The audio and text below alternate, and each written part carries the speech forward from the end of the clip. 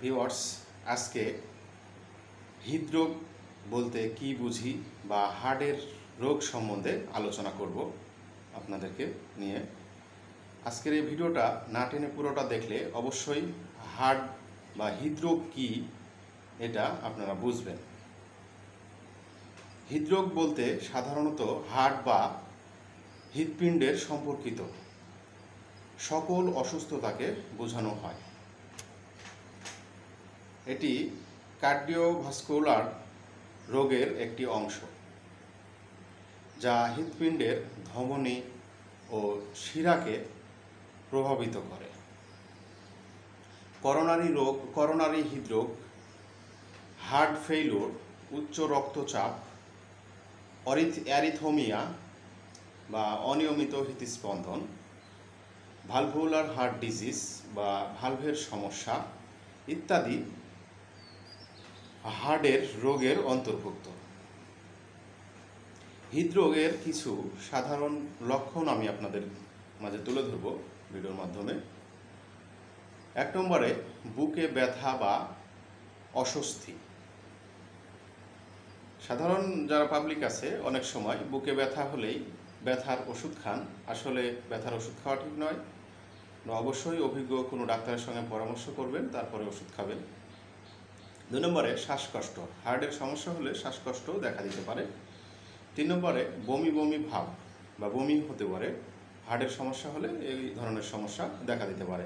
অবশ্যই অভিজ্ঞ ডাক্তারের সঙ্গে পরামর্শ করবেন। 4 নম্বরে শারীরিক দুর্বলতা বা ব্যাখ্যাতিক ক্লান্তি।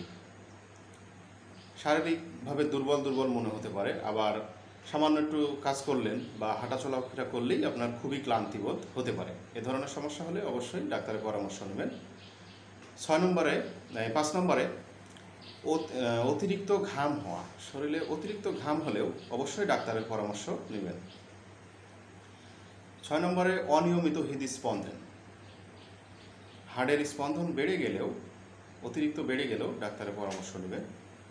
7 নম্বরে বাহু, ঘাড় বা পিঠে বা চোয়ালে ব্যথা হতে পারে বা টেনে ধরা, যেটা বলি টেনে ধরে রাখতে পারে, এরকম মনে হয়, বোধ হবে এবং ব্যথা হবে। এ ধরনের সমস্যা হলেও ডাক্তারের পরামর্শ নেবেন, তারপরে ওষুধ খাবেন।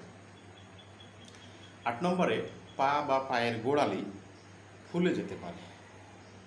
এ ধরনের সমস্যা হলেও অবশ্যই ডাক্তারের পরামর্শ নেবেন।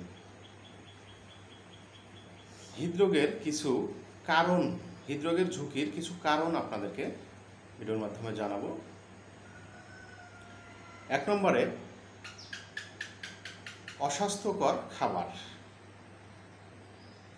আমরা প্রতিনিয়ত অস্বাস্থ্যকর খাবার অনায়াসেই অনেক সময় খেয়ে থাকি। যেমন অতিরিক্ত তেলে ভাজা খাবার, অতিরিক্ত চিনি খাওয়া এবং অতিরিক্ত চর্বি জাতীয় খাবার গ্রহণ করা।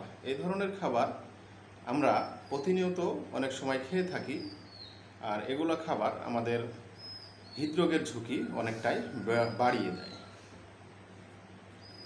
তাই এগুলো খাবার থেকে আমরা অবশ্যই সাবধানতা অবলম্বন করে চলাফেরা করব বা খাবো। 2 নম্বরে বসে থাকা জীবনযাপন। আমরা অনেকেই বসে থাকা জীবনযাপনকে সুখময় মনে করি, আসলে নয়।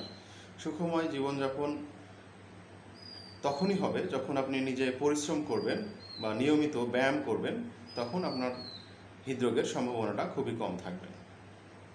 3 নম্বরে ধূমপান কিন্তু হৃদরোগের ঝুঁকি অনেকটাই বাড়িয়ে দেয়। তাই সবসময় ধূমপান আমরা এড়িয়ে চলার চেষ্টা করব। 4 নম্বরে উচ্চ রক্তচাপ বা ডায়াবেটিস। যাদের উচ্চ রক্তচাপের সমস্যা আছে এবং ডায়াবেটিস রোগের সমস্যা আছে, তারা অবশ্যই এগুলো রোগকে নিয়ন্ত্রণে রাখার চেষ্টা করবেন। নিয়ন্ত্রণে না থাকলেই হৃদরোগের ঝুঁকি অনেকটাই বেড়ে যায়। 5 নম্বরে মানসিক চাপ বা দুশ্চিন্তা। মানসিক চাপ বা দুশ্চিন্তা এগুলো কিন্তু হৃদরোগের অন্যতম কারণ।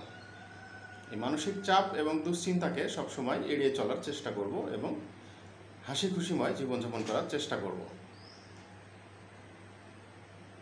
হার্ট বা হৃদরোগের সমস্যার চিকিৎসা হোমিওপ্যাথিতেও খুব ভালো চিকিৎসা দেওয়া হয়। যারা হোমিওপ্যাথির চিকিৎসা নিতে পারবেন, হোমিওপ্যাথিতেও হৃদরোগের সমস্যা দূর করা সম্ভব। আশা করি ভিডিওটা ভালো লাগলো বা ভালো লাগবে। যারা না টেনে দেখলেন তাদেরকে ধন্যবাদ।